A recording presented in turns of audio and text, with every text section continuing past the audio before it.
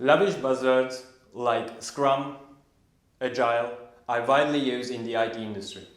Some people use it wrongly, some know what they are talking about. Let's dig a little bit deeper and look under the surface. What are these buzzwords? What can it cause in the company if we misuse them? And how to act correctly? My name is David, and with my friend and colleague János, we will guide you through 3 chapters of these buzzwords. Thank you, David. So let's start with philosophies and methodologies built on buzzwords. Managers, leaders, even with many years of experience, often fall into a trap that they decide to transform their organization to agile. They think that the magic happens over a meeting, and all of a sudden, every employee understands the basic of agile thinking. They go even further. They don't want to waste their time on documentation, as nobody reads them anyway. Also, Agile says no documentation is okay. But come on, there's always a catch. Your team will be slower, your delivery will definitely slower. Your company will have no documentation at all, and there will be much more meetings than expected. Cross-functional teams will not work. People will be very frustrated, so you don't want that. So, how can we get out from this agile-ish hell? Let's start from the basics.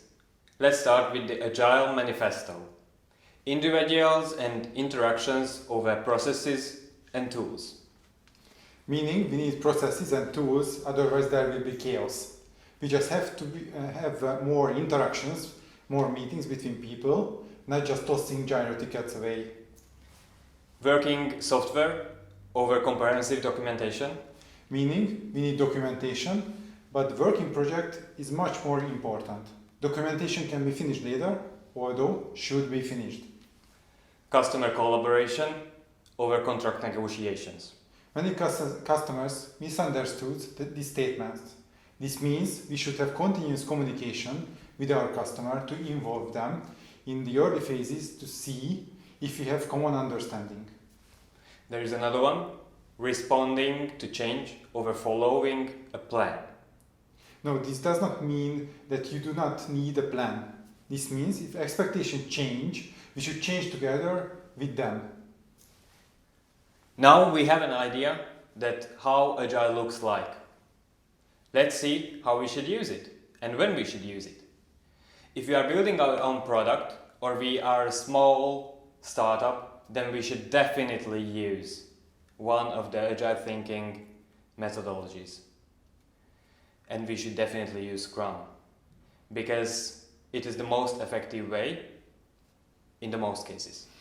Although Scrum works best if we are working with seniors or we have extra resources for teaching and coaching juniors, our methodology will define our culture as well. And how we will ensure the quality?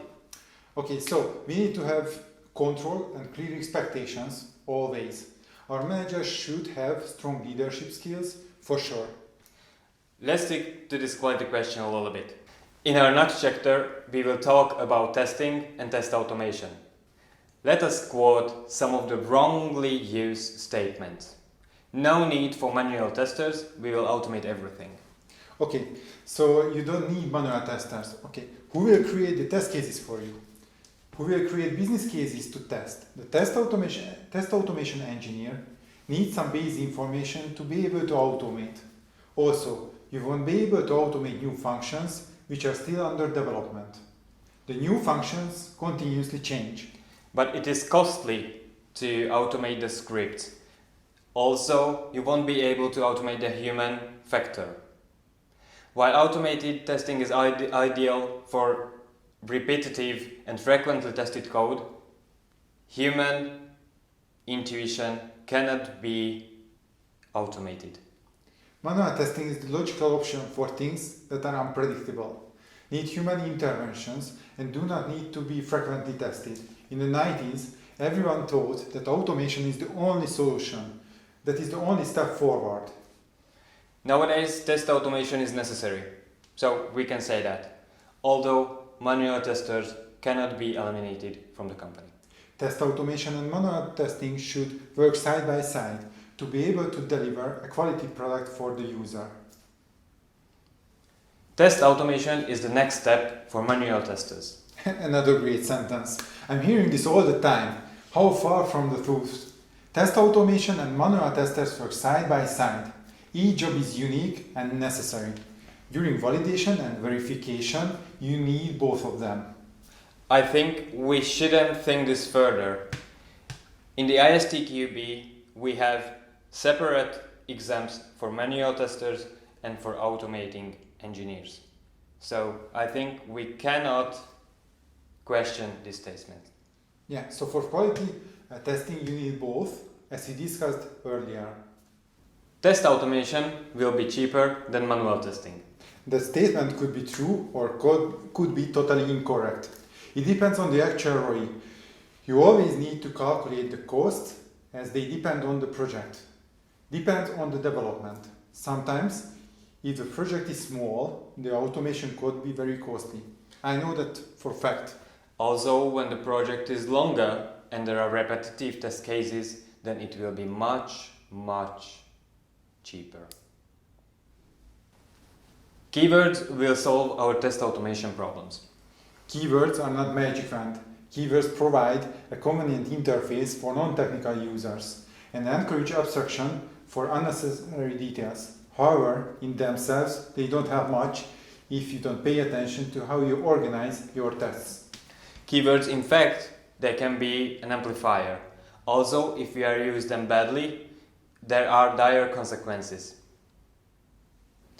Automated testing alone can make the product better. As we discussed previously, while automated testing is ideal for predictable, repetitive, and frequently tested code, it cannot replace human intuition. Manual testing is the logical option for things that are unpredictable, need human intervention, and don't need to be frequently tested. So now we have our methodology and we have quality. But how can we operate this whole mess? We need project management. But why? We always have our priorities. We don't need meetings, we don't need plannings. We just have to get the code to the production.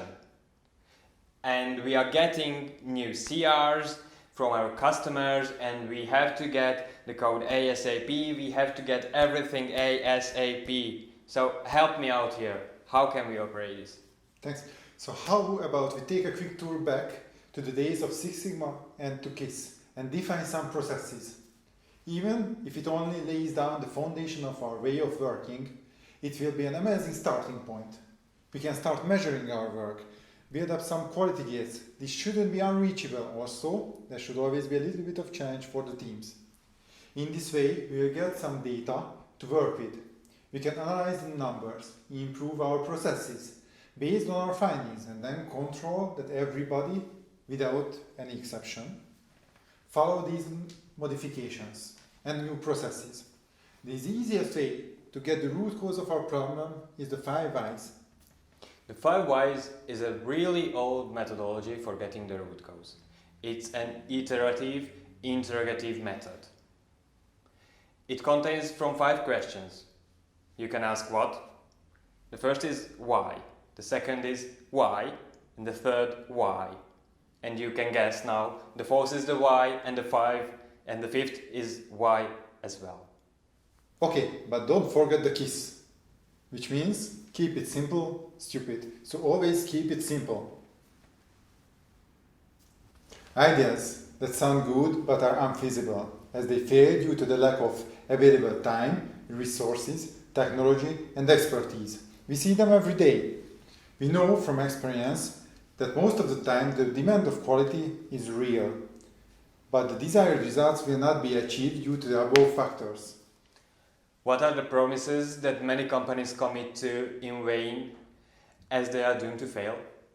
We hope that our presentation have helped you through these empty promises and phrases.